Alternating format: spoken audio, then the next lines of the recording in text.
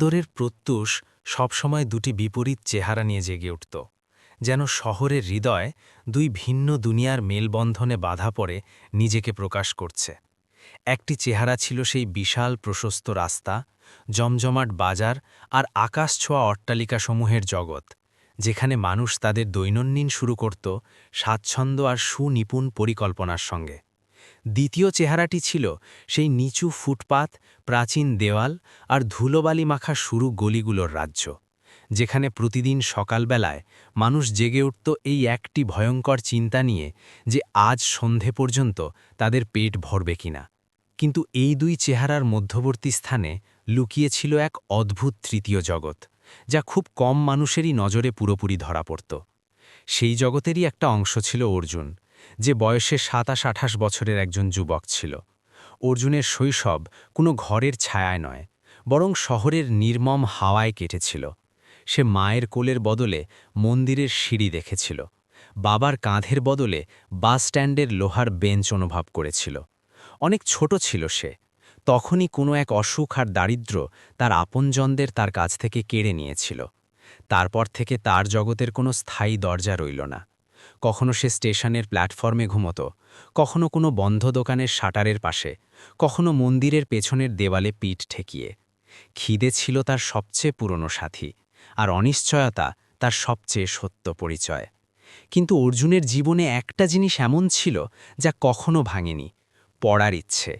যেখানে অন্য বাচ্চারা খেলনার পেছনে ছুটত, সে দিনে মজুরি করত, সন্ধ্যায় হোটেলের পেছনে বাসন মাজত, আর রাতে কোনো ল্যাম্পপোস্টের হলুদ আলোর নিচে বসে পড়ত। এটাই ছিল তার স্কুল। কোনো শিক্ষক তাকে দীর্ঘ সময় পড়াননি, কিন্তু সে শহরকেই নিজের বই বানিয়ে নিয়েছিল। ধীরে ধীরে তার আগ্রহ শুধু সাধারণ পড়াশোনায় সীমাবদ্ধ থাকল না। তার খবরের কাগজের সেই পাতাগুলোতে আগ্রহ তৈরি হতে লাগল, যেখানে ব্যবসা, কোম্পানি, বিনিয়োগ আর শেয়ার বাজারের কথা লেখা থাকত। শুরুতেই সব তার জন্য কঠিন আর জটিল শব্দ ছিল, কিন্তু তার মাথা ছিল তীক্ষ্ণ, আর ধৈর্য ছিল খুব গভীর। সে চায়ের দোকানে বসে ব্যবসায়ীদের কথা শুনত, টিভিতে চলা অর্থনৈতিক খবরগুলো মন দিয়ে দেখত। দারিদ্র তার হাত দুর্বল করেছিল ঠিকই, কিন্তু তার বোধশক্তিকে অসাধারণ করে তুলেছিল। এভাবেই বেশ কয়েক বছর কেটে গেল। অর্জুন ছোটখাটো কাজ করতে করতে ধীরে ধীরে এতটাই শিখে নিল যে একদিন সে ইন্দোরের একটি ছোট বেসরকারি কোম্পানিতে কাজ পেয়ে গেল। কাজ খুব বড় ছিল না, কিন্তু সেটা তার জন্য এক নতুন জগতের দরজা ছিল।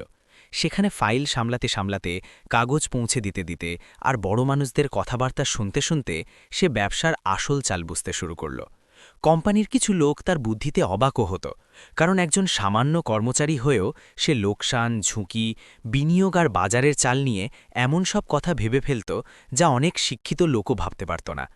প্রথমবারের মতো তার মনে হয়েছিল যে হয়তো জীবন তার জন্যও কোনো একটা জায়গা বাঁচিয়ে রেখেছে।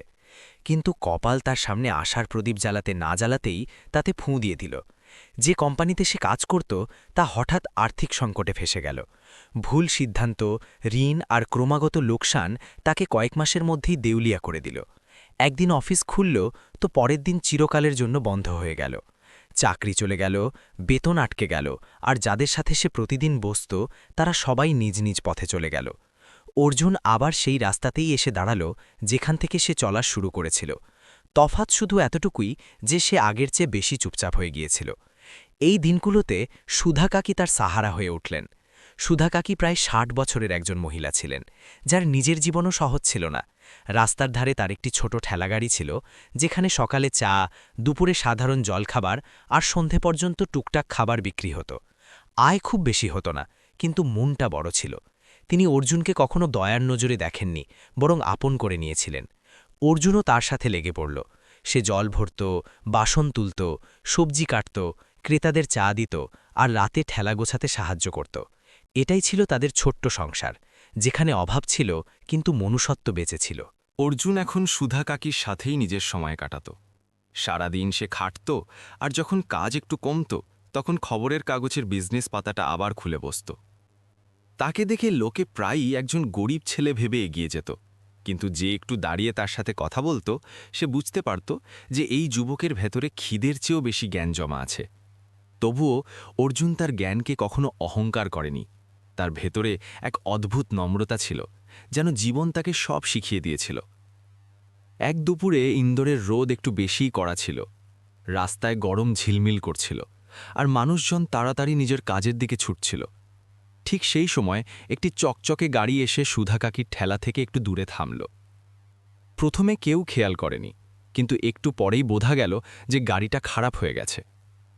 গাড়িতে বসে থাকা মেয়েটি অস্থির হয়ে এদিক ওদিক দেখতে লাগল। তার পোশাক, তার ধরন সব বলে দিচ্ছিল যে সে শহরের কোনো বড় ঘরের মেয়ে। সে গাড়ি থেকে নামল আর আশেপাশে সাহায্যের খোঁজে নজর ঘোরাতে লাগল। অবশেষে তার নজর সুধা কাকির ঠেলার ওপর পড়ল, আর সে সেখানেই চলে এলো। সুধা কাকি তার সমস্যা বুঝতে পারলেন। আশেপাশে কোনো মেকানিক তক্ষুনি পাওয়া সহজ ছিল না, তাই তিনি অর্জুনকে ডাক দিলেন। অর্জুন কিছু না জিজ্ঞেস করেই দ্রুত পায়ে বেরিয়ে গেল আর পাশের গলি থেকে একজন মেকানিককে ডেকে নিয়ে এলো। সে নিজে দাঁড়িয়ে থেকে গাড়ি পরীক্ষা করালো, প্রয়োজনীয় সরঞ্জাম আনিয়ে দিল, আর ততক্ষণ সেখানেই রইল যতক্ষণ না গাড়ি আবার চলার মতো হলো। এই পুরো দৌড়ঝাঁপে সে কোনো দয়া দেখালো না বা কোনো কৌতূহলও প্রকাশ করল না। তার কাছে এটা কেবল বিপদে পড়া কোনো মানুষের সাহায্য মাত্র ছিল, যেমনটা সে সবসময় করে আসত। যখন গাড়ি ঠিক হয়ে গেল, অর্জুন স্বাভাবিকভাবে নিজের কাজের দিকে ফিরতে চাইল। কিন্তু সেই মুহূর্তে মেয়েটি মনে হয়তো কোনো কথা গেঁথে গিয়েছিল। সে শুধু একজন সাহায্যকারী ছেলেকে দেখেনি, বরং এমন একজন মানুষকে দেখেছিল যে প্রয়োজনে কোনো লোভ ছাড়াই পাশে দাঁড়াতে পারে। সেই মেয়েটির নাম ছিল প্রিয়া। সে ইন্দোরের এক বড় শিল্পপতির মেয়ে ছিল এবং সেদিন কোনো জরুরি কাজে বেরিয়েছিল। তার মুখে বাহ্যিক আভিজাত্যের আড়ালে ভেতরের অস্থিরতা স্পষ্ট ফুটে উঠছিল। গাড়ি ঠিক হয়ে যাওয়ার পরও তার অস্বস্তি কমেনি। সে অর্জুনের ব্যাপারে সুধা কাকির কাছে কিছু জিজ্ঞেস করল, তারপর কিছুক্ষণ সেখানেই দাঁড়িয়ে ভাবতে লাগল। তার যেন এমন একজন মানুষের প্রয়োজন ছিল যে তার জন্য এমন একটা কাজ করতে পারবে যাতে নীরবতা, বিশ্বাস আর ঝুঁকি তিনটেরই প্রয়োজন আছে। ইন্দোরের সেই দুপুরের পর সব কিছু ধীরে ধীরে বদলাতে লাগল। প্রিয়া অর্জুনকে ডাকল। ধীরে ধীরে প্রিয়া নিজের পরিস্থিতির বোঝা তার সামনে খুলতে শুরু করল। সে কোনো বাধ্যবাধকতায় নয়, বরং একটা বিপদের সামনে দাঁড়িয়েছিল। তার বাবা তার বিয়ে এমন একজন ব্যক্তির সাথে ঠিক করেছিলেন যে বাইরে থেকে যতই মার্জিত আর সফল হোক না কেন, ভেতর থেকে ততটাই জটিল আর সন্দেহভাজন ছিল। প্রিয়া তার আচরণে, তার ব্যবসায় আর তার যোগাযোগে এমন কিছু দেখতে পেয়েছিল যা সাধারণ ছিল না। এটা শুধু একটা মেয়ের সন্দেহ ছিল না, বরং তার ভেতরের বোধশক্তি তাকে ক্রমাগত সতর্ক করছিল যে এই সম্পর্ক তার জীবন বরবাদ করে দিতে পারে। কিন্তু তার কাছে কোনো অকাট্য প্রমাণ ছিল না, আর প্রমাণ ছাড়া তার বাবার সামনে তার কথা কেবল একটি আবেগপ্রবণ প্রতিক্রিয়া হয়েই থেকে যেত। অর্জুন এই সব কিছু খুব মন দিয়ে শুনল। সে জানত যে এমন ক্ষেত্রে সত্য শুধু কথাই প্রমাণিত হয় না, তার জন্য ঝুঁকি নিতে হয়। প্রিয়ার এমন একজনকে দরকার ছিল যে কোনো পরিচয় ছাড়া, কোনো ভয় ছাড়া সেই লোকটির সত্য পর্যন্ত পৌঁছতে পারবে। অর্জুনের কাছে হারাবার মতো খুব বেশি কিছু ছিল না, কিন্তু তার ভেতরে তখনও মনুষ্যত্ব আর সত্যের জন্য রুখে দাঁড়ানোর একটা জেদ ছিল। সে বেশি প্রশ্ন না করেই এই দায়িত্ব নিজের ওপর তুলে নিল, যেন এটা শুধু কারোর কাজ নয়, বরং একটা ঠিক আর ভুলের মাঝে দাঁড়িয়ে থাকার সুযোগ। এরপর অর্জুনের জীবন এক নতুন মোড়ে চলে এলো। দিনে সে সুধা কাকির ঠেলার কাজ করত, আর রাত হতেই ইন্দোরের আলাদা আলাদা অংশে বেরিয়ে পড়ত। সে সেই ব্যক্তির ব্যাপারে তথ্য জোগাড় করতে লাগল যার সাথে প্রিয়ার বিয়ে ঠিক হয়েছিল। কখনো সে তার অফিসের আশেপাশে ঘুরত, কখনো তার পুরনো চেনা জানাদের কাছে পৌঁছানোর চেষ্টা করত, কখনো ছোট কর্মচারীদের সাথে কথা বলে তার ব্যবহার বোঝার চেষ্টা করত। এইসব সহজ ছিল না। অনেকবার তাকে অপমান সইতে হয়েছে, অনেক জায়গা থেকে তাকে তাড়িয়ে দেওয়া হয়েছে, কিন্তু সে পেছনে ফিরে তাকায়নি। অর্জুনের সবচেয়ে বড় শক্তি ছিল তার ধৈর্য আর তার বুদ্ধি। সে শুধু ভাষা তথ্য জোগাড় করার চেষ্টা করেনি, বরং সেই লোকটির ব্যবসায়িক সিদ্ধান্ত, টাকার লেনদেন আর তার পুরনো ব্যবহারের গভীরে গিয়ে বিষয়গুলোকে মেলাতে শুরু করল। তার খবরের কাগজ পড়া আর বাজার বোঝার পুরনো অভ্যাস এখানে কাজে আসছিল। সে এটা বুঝতে পারছিল যে এই লোকটা শুধু ব্যক্তিগত সম্পর্কে নয়, বরং ব্যবসাতেও জালিয়াতি করার অভ্যাস রাখে। কিছু পুরনো ঋণ, কিছু লুকানো চুক্তি আর এমন কিছু সম্পর্ক সামনে আসতে লাগল যা তার আসল ছবিটা দেখাচ্ছিল। এই সময় প্রিয়া আর অর্জুনের মধ্যে এক অদ্ভুত ভরসা তৈরি হতে লাগল।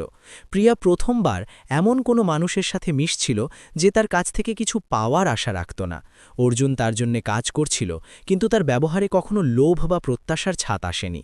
এই বিষয়টা প্রিয়ার কাছে নতুন ছিল, কারণ তার জগতে প্রতিটি সম্পর্ক কোনো না কোনো স্বার্থের সাথে যুক্ত থাকত। অন্যদিকে অর্জুনের কাছে প্রিয়া শুধু একজন বড়লোকের মেয়ে ছিল না, বরং সে এমন একজন মানুষ হয়ে উঠেছিল যে বিপদে আছে এবং যার তাকে প্রয়োজন। এই অনুভূতি ধীরে ধীরে তার ভেতরে গভীর হতে লাগল। সময়ের সাথে অর্জুনের কাছে এমন অনেক তথ্য জমা হয়ে গেল যা সেই লোকটির আসল রূপ সামনে এনে দিতে পারত। সে সেই তথ্যগুলোকে জুড়ে একটা পরিষ্কার ছবি তৈরি করল। এই ছবিটা শুধু সন্দেহের উপর ভিত্তি করে ছিল না, বরং অকাট্য প্রমাণের উপর দাঁড়িয়েছিল।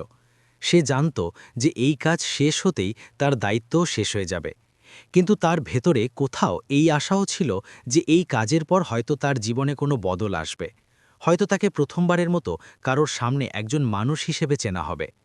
অর্জুন যখনই সমস্ত তথ্য প্রিয়ার সামনে রাখল, তখন তার মুখে একসাথে অনেকগুলো ভাব ফুটে উঠল: স্বস্তি, ভয়, বিশ্বাস আর কোথাও না কোথাও একটা অপরাধ বোধ। সে অনুভব করছিল যে সে যে কাজের জন্য অর্জুনকে লাগিয়েছিল তা কেবল একটি সাধারণ দায়িত্ব ছিল না। এই কাজে অর্জুন তার সময়, তার পরিশ্রম আর অনেক সময় নিজের নিরাপত্তাও বাজি রেখেছিল। তবুও সে কখনো কোনো শর্ত রাখেনি, কোনো অভিযোগ করেনি। এই সব দেখে প্রিয়ার মনে তার প্রতি সম্মান বাড়তে লাগল, কিন্তু একই সাথে একটা দূরত্বও বজায় রইল, যেন সেই সম্পর্ককে কোনো সীমার বাইরে যেতে দিতে চায় না। এখন সত্য সামনে আসার সময় হয়ে গিয়েছিল। অর্জুন যে প্রমাণগুলো জোগাড় করেছিল তা এতটাই শক্তিশালী ছিল যে সেগুলোকে এড়িয়ে যাওয়া সম্ভব ছিল না। প্রিয়া জানত যে এই সব তার বাবার সামনে রাখার পর সব কিছু বদলে যাবে, একটা ভুল সম্পর্ক ভেঙে যাবে, কিন্তু তার সাথে সাথে একটা নতুন পরিস্থিতিরও সৃষ্টি হবে, যেখানে অনেক প্রশ্ন উঠবে। অর্জুন নিজের কাজ পুরো সততার সাথে শেষ করে দিয়েছিল। তার ভেতরে এখন কোনো আশা ছিল না, শুধু একটা শান্তি ছিল যে সে কারোর জীবনকে ভুল পথে যাওয়া থেকে আটকে দিয়েছে। ইন্দোরের সেই বড় বাড়িতে সেদিন এক অস্বাভাবিক নিস্তব্ধতা ছিল। বাইরে থেকে সবকিছু আগের মতোই দেখাচ্ছিল। প্রিয়ার হাতে সেই সত্যটা ছিল যা সামনে আসতেই অনেক কিছু বদলে যাওয়ার ছিল। অর্জুনের জোগাড় করা প্রমাণগুলো এখন আর শুধু কাগজের টুকরো ছিল না, বরং এমন একটি সম্পর্কের রীতি ছিল যা মিথ্যে আর লোভের উপর দাঁড়িয়েছিল। প্রিয়া যখন তার বাবার সামনে এই সব রাখল, তখন প্রথমে অবিশ্বাস, তারপর রাগ আর শেষে ভেঙে পড়ার ভাব তার মুখে পরিষ্কার দেখা গেল। রাজবীর সিংয়ের মতো মানুষেরা নিজের জগতে সবকিছুকে নিজের নিয়ন্ত্রণে বলে মনে করেন। তাদের কাছে টাকা, সম্মান আর সিদ্ধান্ত সবই তাদের মুঠোর মধ্যে থাকে। কিন্তু সেদিন প্রথমবারের মতো তিনি অনুভব করলেন যে মানুষটিকে তিনি বিশ্বাস করেছিলেন সে তারই ঘর ভেতর থেকে ফোঁকলা করে দেওয়ার প্রস্তুতি নিচ্ছিল। রোহনের সত্য সামনে আসার পর ঘরের পরিবেশ পুরোপুরি বদলে গেল। বিয়ের কথাবার্তা হঠাৎ থেমে গেল। আত্মীয় স্বজনদের মধ্যে প্রশ্ন উঠতে লাগল, আর যে ব্যক্তি কাল পর্যন্ত ঘরের অংশ হতে চলেছিল এখন তাকে একটা বিপদ হিসেবে দেখা হতে লাগল। প্রিয়ার জীবন এক বড় প্রতারণা থেকে বেঁচে গিয়েছিল, কিন্তু এই সত্যের পেছনে কার হাত ছিল? এই প্রশ্ন এখন রাজবীর সিংয়ের মনে জাগতে লাগল। বেশিক্ষণ লাগল না এটা জানতে যে এই পুরো সত্যটা সামনে আনার পেছনে এমন একটা ছেলের হাত ছিল যার সাথে সেই বাড়ির কোনো সম্পর্কই ছিল না। এক রাস্তায় থাকা, মজুরি করা অজানা মুখ, অর্জুন। যেই এই কথা রাজবীর সিংয়ের কানে পৌঁছল, তার ভেতরের অহংকার উথলে উঠল। তার কাছে এটা কেবল এক তথ্য ছিল না, বরং তার সম্মানে আঘাত ছিল। তার এটা মেনে নিতে কষ্ট হচ্ছিল যে তার মেয়ের জীবন বাঁচানো ব্যক্তি কোনো বড় অফিসার বা নামী কেউ নয়, বরং এক নিরাশ্রয় যুবক ছিল। তার এটাও সহ্য হচ্ছিল না যে এমন কোনো ব্যক্তি তার বাড়ির সীমা পর্যন্ত পৌঁছল এবং তাদের পরিবারের বিষয়ে জড়িয়ে পড়ল। কিছুক্ষণ পরেই অর্জুনকে ডেকে পাঠানো হলো। এই ডাক কোনো ধন্যবাদ বা সম্মানের জন্য ছিল না, বরং একটা হিসেব চুকিয়ে দেওয়ার জন্য ছিল। অর্জুনের মনে একটা ছোট্ট আশা অবশ্যই ছিল যে হয়তো তার কাজের কদর হবে, হয়তো তাকে প্রথমবারের মতো কারোর চোখে একজন মানুষের মতো দেখা হবে। সে সাদা সাধারণ পোশাকে নিজের স্বাভাবিক রূপে সেই বড় বাড়ির দরজায় পৌঁছল। ওখানকার জাঁকজমক আর তার নিজের সাধারণত্বের মাঝখানের তফাত পরিষ্কার দেখা যাচ্ছিল, কিন্তু তার ভেতরে কোনো হীনম্মন্যতা ছিল না। সে নিজের কাজ সততার সাথে করেছিল, আর এটাই তার জন্য সবচেয়ে বড় কথা ছিল। সে ভেতরে পৌঁছতেই সেখানে পৌঁছানোর পর পরিবেশের শীতলতা তাকে কিছু সংকেত অবশ্যই দিয়েছিল, কিন্তু সে চুপ রইল। সামনে দাঁড়িয়ে থাকা রাজবীর সিংয়ের চোখে কৃতজ্ঞতা নয়, বরং এক কঠোরতা ছিল। তার শব্দে সেই ওজন ছিল না যা ধন্যবাদে থাকে, বরং সেই তীক্ষ্ণতা ছিল যা অপমানে থাকে। তিনি অর্জুনের দিকে এক পলক তাকালেন এবং সেই এক নজরেই তাকে তার জায়গা বুঝিয়ে দিলেন। তার কাছে অর্জুনের কাজ কোনো মহত্ব ছিল না, বরং এক সীমানা লঙ্ঘন ছিল। তিনি এটা পরিষ্কার করে দিলেন যে তার জগতে অর্জুনের মতো মানুষের জায়গা শুধু বাইরেই থাকে, ভেতরে নয়। অর্জুনের জন্য এই মুহূর্তটা বোঝা কঠিন ছিল না, কিন্তু মেনে নেওয়া অবশ্যই কঠিন ছিল। সে যে কাজটাকে মনুষ্যত্ব ভেবে করেছিল, সেটাকে সেখানে একটা ভুল হিসাবে দেখা হচ্ছিল। তার সামনে এটা পরিষ্কার করে দেওয়া হলো যে সে নিজের ক্ষমতার বাইরে যাওয়ার চেষ্টা করেছে। তাকে এটা অনুভব করানো হলো যে গরিব মানুষের কাজ শুধু আদেশ পালন করা, সিদ্ধান্ত নেওয়া নয়। এই শব্দগুলো কেবল তার কানে নয়, বরং তার আত্মায় আঘাত করছিল। সে কখনো কারো কাছে কিছু চায়নি, কিন্তু আজ তাকে এটা জানানো হচ্ছিল যে সেই কিছু পাওয়ার যোগ্যও নয়। সেই পুরো সময়টাতে প্রিয়াও সেখানেই ছিল। তার মুখে দ্বন্দ্ব পরিষ্কার দেখা যাচ্ছিল। সে জানত যে যা কিছু হচ্ছে তা ভুল। সে দেখেছিল যে অর্জুন তার জন্য কি করেছিল, কিভাবে নিজের সীমানার বাইরে গিয়ে তাকে সাহায্য করেছিল। কিন্তু সেই মুহূর্তে সে কিছু বলতে পারল না। তার ভেতরের ভয়, তার পরিবার, তার বেড়ে ওঠা, সবকিছু তার শব্দগুলোকে আটকে দিচ্ছিল। তার এই নিস্তব্ধতা সেই অপমানের চেয়েও বেশি ভারী ছিল যা অর্জুন সহ্য করছিল। অর্জুনের জন্য এই নিস্তব্ধতাই সবচেয়ে বড় জবাব হয়ে দাঁড়িয়েছিল। কিছুক্ষণের মধ্যেই পরিস্থিতি আরও কঠোর হয়ে গেল। রাজবীর সিং স্পষ্ট সংকেত দিয়ে দিলেন যে এখন থেকে তোমাকে শহরে দেখা গেলে ভালো হবে না। অর্জুন সেখান থেকে বেরিয়ে গেল, ধীরে ধীরে পেছন ফিরে না তাকিয়েই চলতে লাগল। সেই দিনের পর ইন্দোরের রাস্তাগুলো তার কাছে আর আগের মতো রইল না। প্রতিটি মোড়, প্রতিটি জায়গা তাকে সেই ঘটনার কথা মনে করিয়ে দিতে লাগল। সে নিজের ভেতর কিছু একটা বন্ধ করে নিয়েছিল। সে এখন আর আগের মতো রইল না, যে সবসময় সবার সাহায্যের জন্য তৈরি থাকত। তার চলার গতি ধীর হয়ে গিয়েছিল, দৃষ্টি নুইয়ে গিয়েছিল, আর হৃদয়ে একটি প্রশ্ন স্থায়ীভাবে গেঁথে গিয়েছিল। মানুষের কি সত্যিই কোনো মূল্য আছে, নাকি এটা শুধু দুর্বল মানুষের সাহারা? এই লক্ষ্যহীন দিনগুলোর পর তার কদম নিজে থেকেই সেই জায়গার দিকে ঘুরে গেল যেখানে সে বিনা শর্তে আপনজনদের পেয়েছিল। সুধা কাকির ছোট ঠেলাগাড়িটি এখনও সেই জায়গাতেই দাঁড়িয়েছিল। সেই একই উনুন, সেই একই বাসনপত্র, সেই একই ধিকি ধিকি আছে ফুটতে থাকা চা। কিন্তু কাকির মুখ আগের চেয়ে বেশি ক্লান্ত দেখাচ্ছিল। বয়সের ছাপ আর একাকিত্বের দায়িত্ব তার শরীরে পরিষ্কার ফুটে উঠছিল। যখন অর্জুন সেখানে পৌঁছাল, কাকি কিছু জিজ্ঞেস করলেন না। তিনি শুধু তাকে দেখলেন, যেন তিনি সব বুঝতে পেরেছেন। এটা সেই সম্পর্ক ছিল যেখানে শব্দের প্রয়োজন হয় না। অর্জুন কিছুক্ষণ চুপচাপ বসে রইল।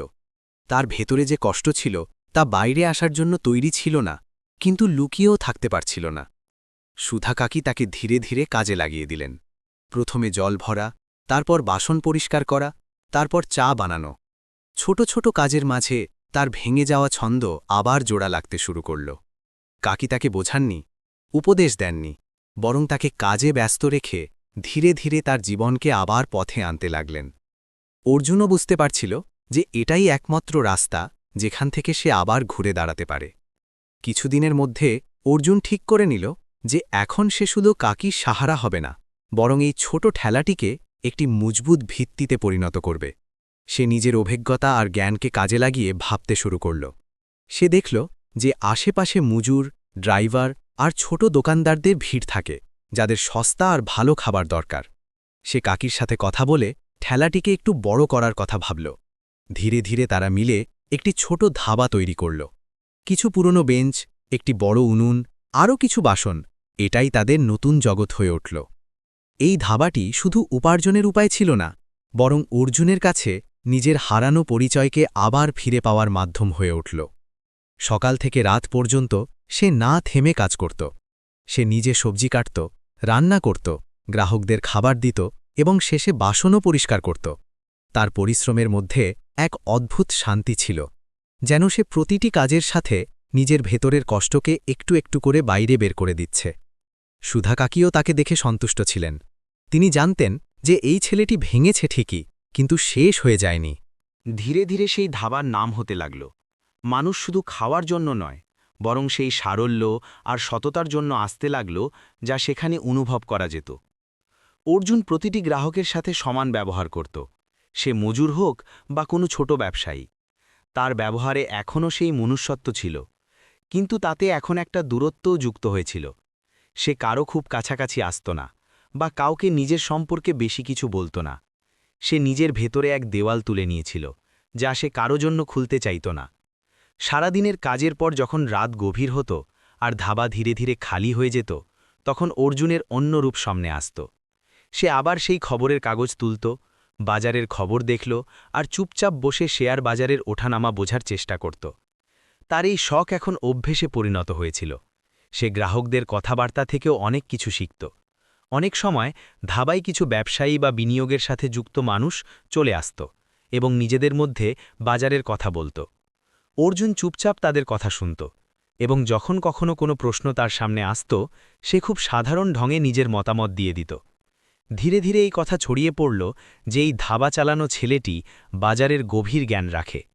কিছু মানুষ তার কাছে শুধু চা খেতে নয়, বরং তার মতামত শুনতেও আসতে লাগল। অর্জুন এই সব কিছুকে কখনো লোক দেখানো হতে দিত না। সে নিজেকে এখনও সেই চোখেই দেখত, একজন সাধারণ মানুষ যে নিজের জীবনের অংশটুকু বাঁচছে। কিন্তু ভেতর থেকে সে আগের চেয়ে অনেক বেশি মজবুত আর বুদ্ধিমান হয়ে উঠেছিল। সে এখন এটা শিখে নিয়েছিল যে প্রতিটি সত্যকে সব জায়গায় প্রমাণ করার প্রয়োজন হয় না। ওদিকে শহরের অন্য অংশে এক আলাদা কাহিনী চলছিল। প্রিয়ার জীবন বাইরে থেকে সাধারণ দেখাচ্ছিল, কিন্তু তার ভেতরে এক শূন্যতা ছিল।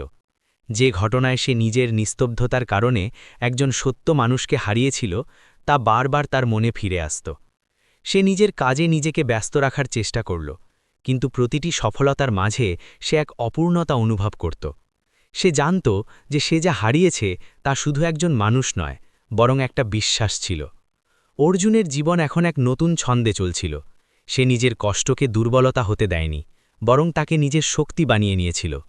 ধাবার আগুনে শুধু খাবার রান্না হতো না, বরং একজন ভেঙে যাওয়া মানুষের সাহসও ধীরে ধীরে আবার তৈরি হচ্ছিল। সে নিজের অতীতকে পেছনে ফেলার চেষ্টা করেনি, বরং তাকে গ্রহণ করে নিয়েছিল। এই গ্রহণ করে নেওয়াই তাকে এগিয়ে নিয়ে যাচ্ছিল।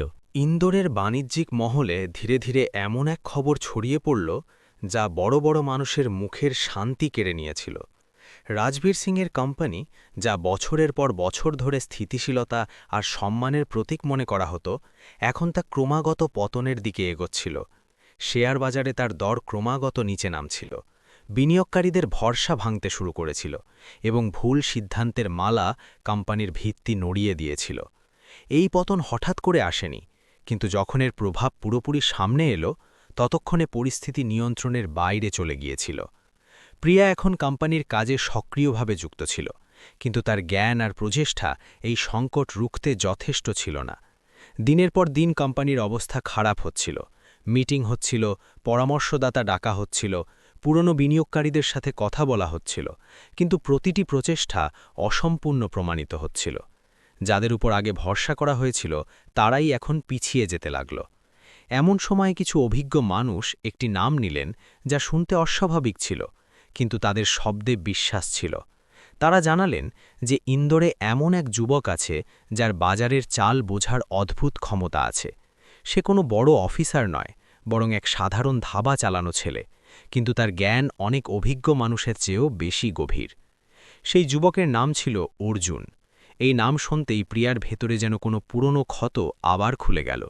সে সেই মুখটিকে মনে করল, যা একসময় বিনা শর্তে তার সাহায্যের জন্য দাঁড়িয়েছিল, এবং সেই মুহূর্তটাকেও মনে করল যখন সে তার সামনে দাঁড়িয়েছিল আর প্রিয়া নিজে চুপ ছিল।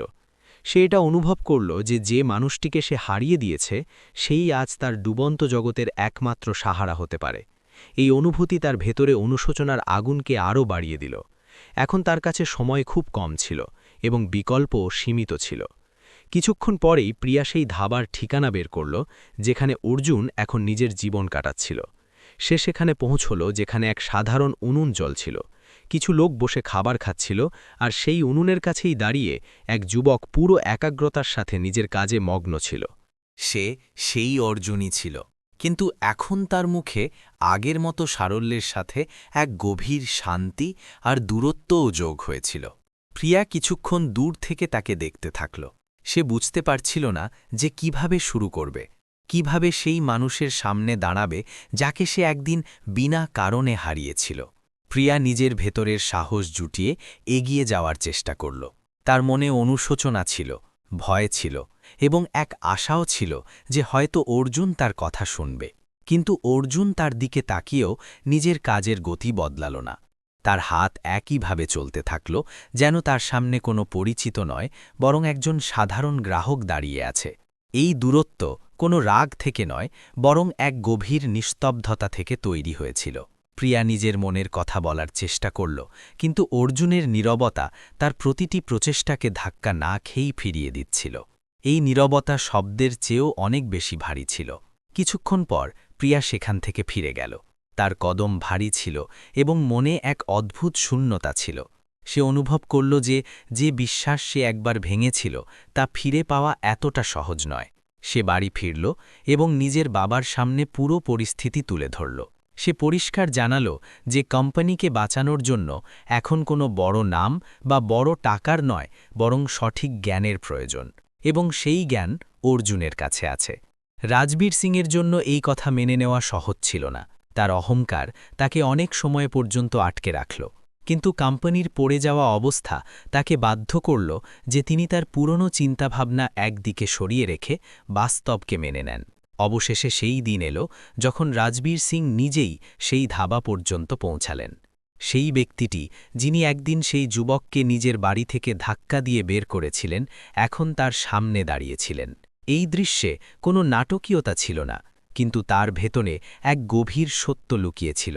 এটা সময়ের চক্র ছিল, যা দুজনকে এক নতুন অবস্থায় এনে দাঁড় করিয়ে দিয়েছিল।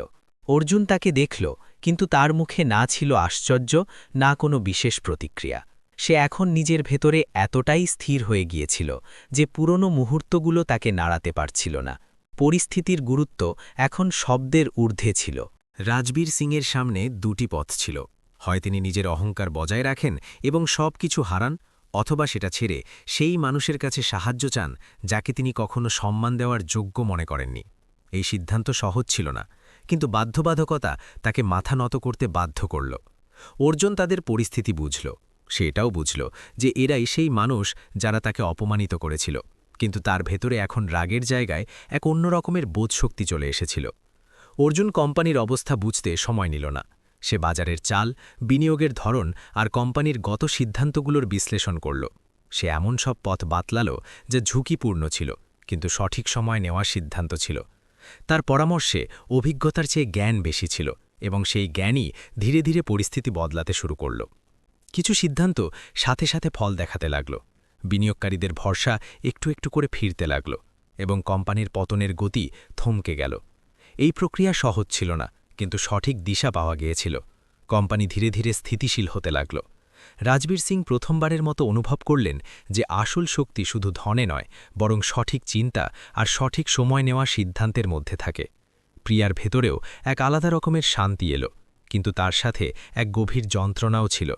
সে দেখল যে অর্জুন বিনা শর্তে, কোনো অভিযোগ ছাড়াই আবার তাদের সাহায্য করল। যখন সবকিছু ধীরে ধীরে স্বাভাবিক হতে লাগল, তখন রাজবীর সিং অর্জুনের সামনে দাঁড়িয়ে বললেন, তুমি আমার কোম্পানিতে কাজ করো আর আমার সাথেই থাকো। অর্জুন চুপচাপ শুনতে থাকল। অর্জুনের সামনে আরও একবার সেই সুযোগ ছিল যেখানে সেই জগতের অংশ হতে পারত, যেখান থেকে তাকে একদিন অপমানিত করে বের করা হয়েছিল। কিন্তু এবার তার সিদ্ধান্ত আলাদা ছিল। সে নিজের জন্য সেই পথটাই বেছে নিল যা সে নিজে তৈরি করেছিল। সে সেই ধাবাটি ছাড়ল না যেখান থেকে সে নিজের জীবনকে আবার দাঁড় করিয়েছিল। তার কাছে এখন সম্মান কোনো বড় বাড়ি বা বড় নামের সাথে যুক্ত ছিল না, বরং সেই সারল্যের সাথে যুক্ত ছিল যেখানে সে নিজেকে খুঁজে পেয়েছিল। যদি এই গল্পটি আপনার হৃদয় ছুঁয়ে থাকে, তবে আমাদের চ্যানেলকে লাইক, সাবস্ক্রাইব এবং শেয়ার অবশ্যই করবেন। কমেন্টে আপনার এবং আপনার শহরের নাম লিখবেন, যাতে আমরা জানতে পারি যে আমাদের গল্পগুলো কোথায় কোথায় মানুষের মন জয় করছে। আবার দেখা হবে নতুন এক আবেগঘন গল্পের সাথে। ততক্ষণ ভালো থাকুন, সুস্থ থাকুন এবং নিজের সম্পর্কগুলোকে সময় দিন।